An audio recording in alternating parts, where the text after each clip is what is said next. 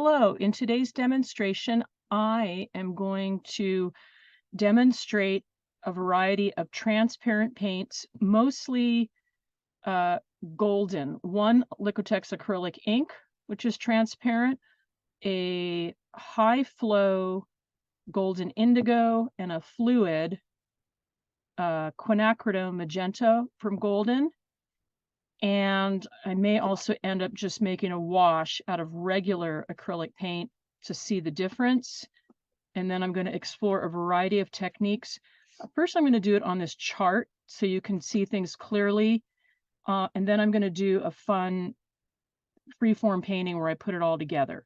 So I'm going to start with the fluid paint, which is slightly thicker than the high flow. It's transparent. And you might be thinking, what's the big deal? Which is what I thought when I first saw this stuff. I thought, what's the big deal? And why is this little bottle so expensive? Well, it's because the pigment content in it is so high. It almost appears like stained glass. So I'm going to use this flat brush, just slightly damp, and I'm just going to do the paint straight right there. When I first saw this, I went, okay, I get it now. Okay, then in this column, I'm going to put some drawing marks. And I'm going to paint over it so you can see that those marks, they should, yep, they still show through. Okay, even with the transparency. Then I'm going to do a little, let's see, wet on wet, and then I'm going to do salt over here. So I wet my paper like watercolor, and then I can drop paint on there, or if I, paint a line or a mark, it's going to spread.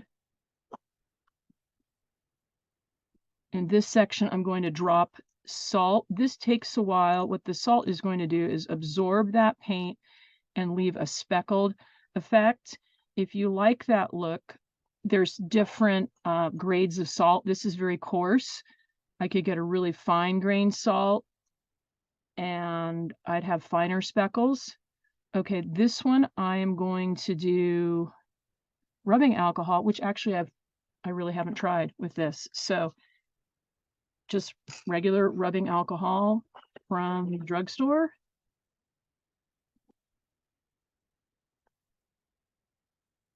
And I'm just going to drop that on there. Okay, that's pretty cool. It disperses the paint.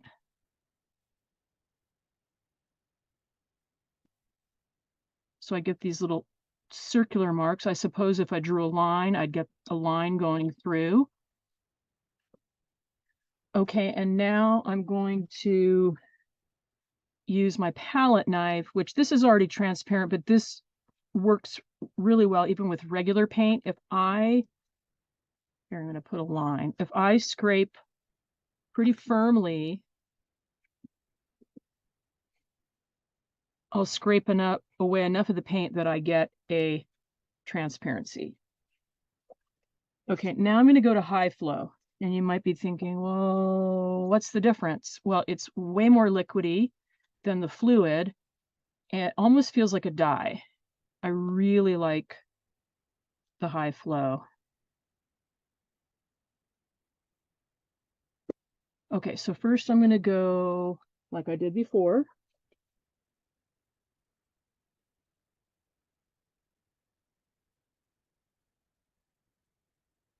And depending upon the amount of paint, and then also if I add a little bit more water, then it's going to become more transparent. Okay, now I'm going to add a little more water and go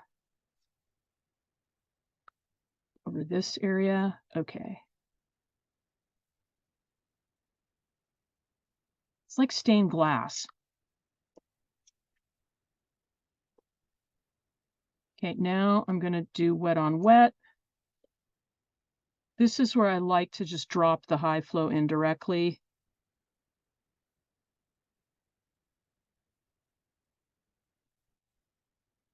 And this works really well on a larger surface. It really spreads out.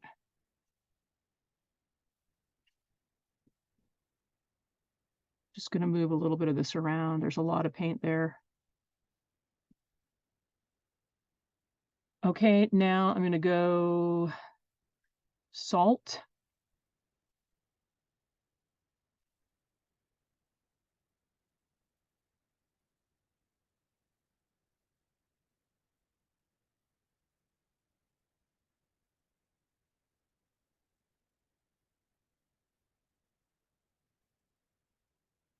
Now the rubbing alcohol again. This time I'll do a line.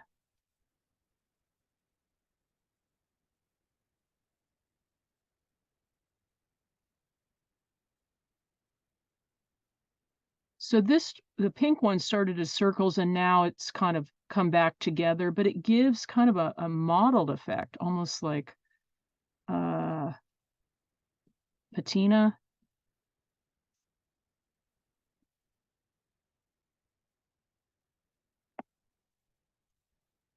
Okay, now palette knife.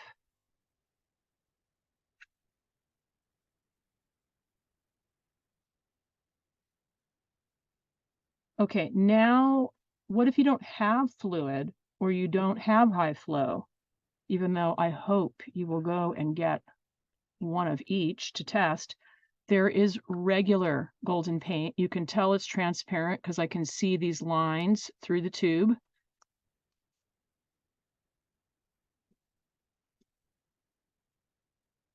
I'm going to start with palette knife here first. So scraping, pulling really hard, it's transparent. Okay, so I'm going to add some water. It already is transparent, but I need to add some water to extend that paint. So it will be similar to the fluid and the high flow, but it's, what's the word? More viscous. It just feels a little less fluid. There's more structure to the paint. It'll still work, but just it's a different experience. Okay, so here's my regular transparent paint with water added.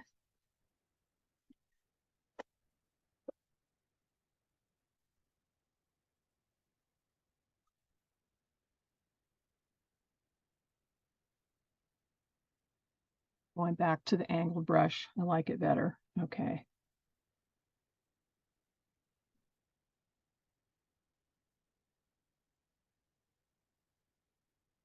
Okay, now I'm going to do wet on wet.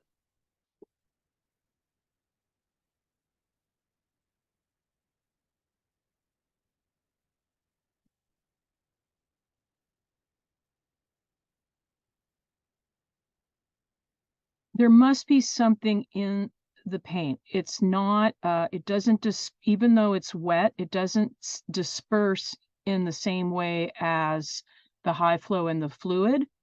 And I'm trying to remember at the golden presentation, she said, you can make a wash or a transparency with regular paints, but something about adding the water, I think the pigment starts to break down, the integrity of it. It doesn't appear quite as transparent. Okay, so now I'm going to do salt on this one and alcohol.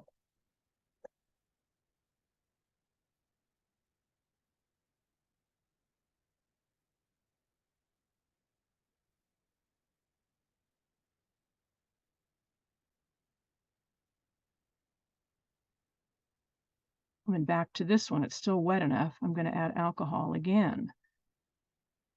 Okay, now I'm going to move on to acrylic ink. I swear I found this set at, I think it was at the thrift store. Okay, I'll try that. So I could dropper it on.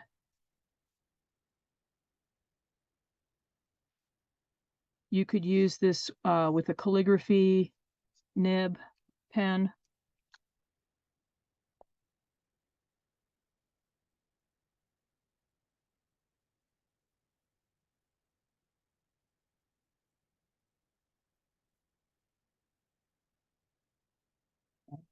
Wet on wet. Just going to dropper it on.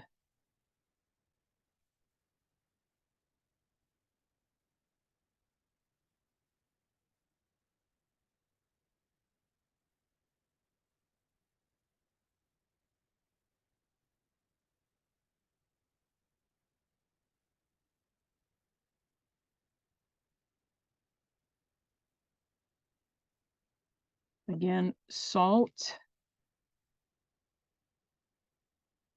alcohol.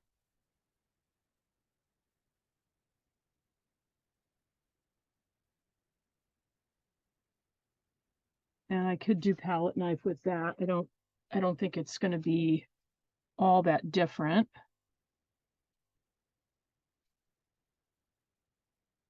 Okay, so there's my chart. I'll photograph it and send it out later. Now I'm going to try and pull some of these together in a fun painting. What I noticed is just see how much more vibrant the fluid and the high flow are, even in the regular transparent. There's something in it.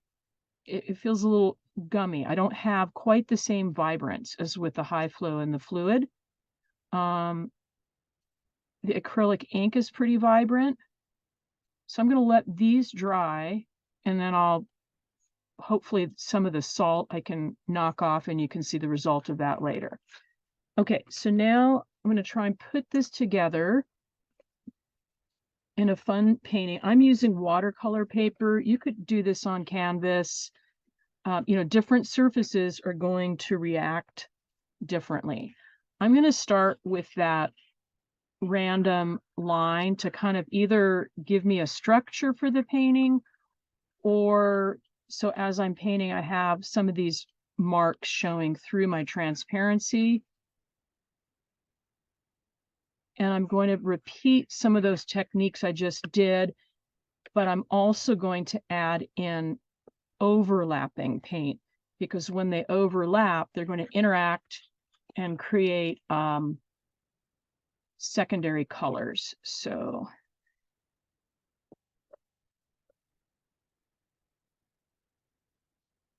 I am randomly going to wet parts of my canvas with my big wash brush so that when paint crosses over that, it's going to bleed and I'll get that wet on wet effect.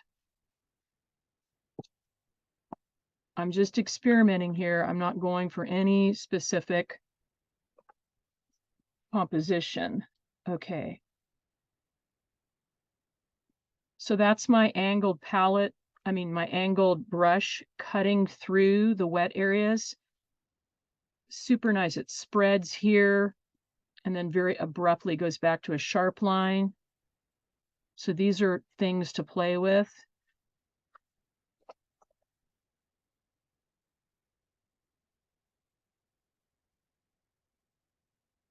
Okay, now I'm going to do it with the wide portion of my brush.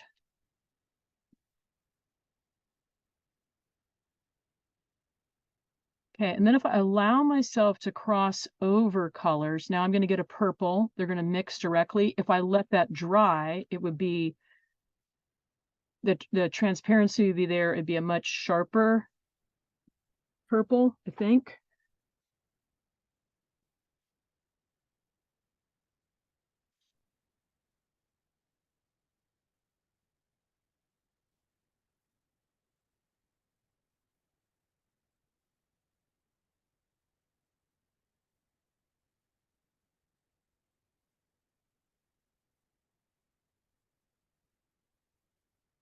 Okay, I'll put salt on some of these.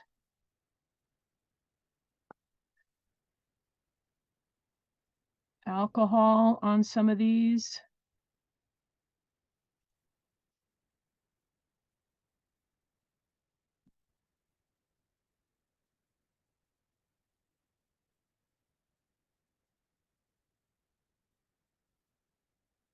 There's the alcohol in the water. We'll see how that dries.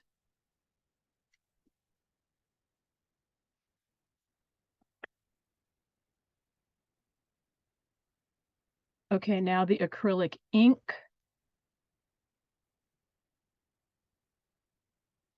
And I'm deliberately overlapping these colors so you can see the different interactions you're going to get.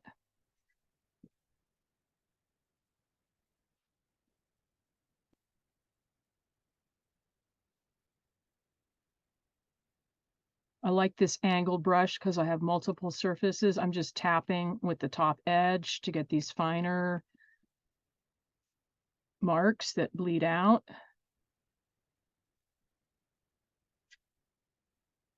Okay, now let's see. I'm going to go back to the regular.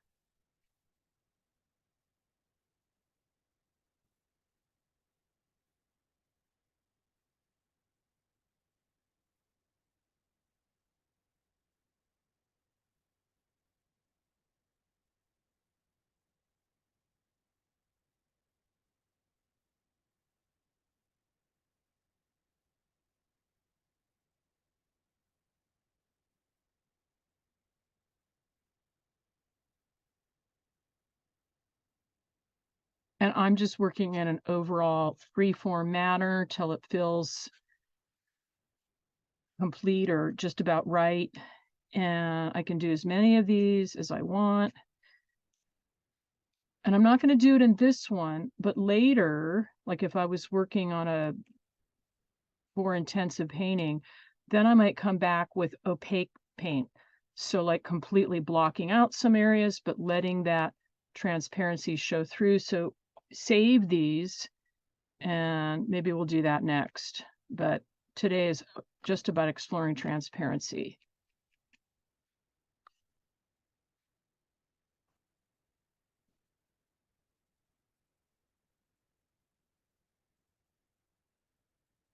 Ending with a little bit of the alcohol here.